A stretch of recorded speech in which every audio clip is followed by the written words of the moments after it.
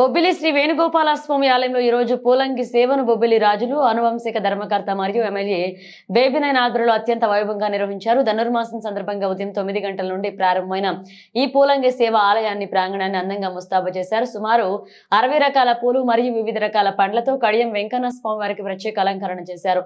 పూలంగి సేవను వీక్షించడానికి భక్తులు పెద్ద ఎత్తున తరలివచ్చారు. పూల అలంకరణ మరియు పండ్ల అలంకరణ భక్తులకు ఆహ్లాదకర దృశ్యాన్ని అందించడంతో వారు సెల్ఫీలు తీసుకున్నారు. ఈ కార్యక్రమంలో మాజీ మంత్రులు జయకృష్ణ రంగారావు, ఎమ్మెల్సీ ఇందుకూరి రఘురాజు తదితర ప్రముఖులు పాల్గొన్నారు.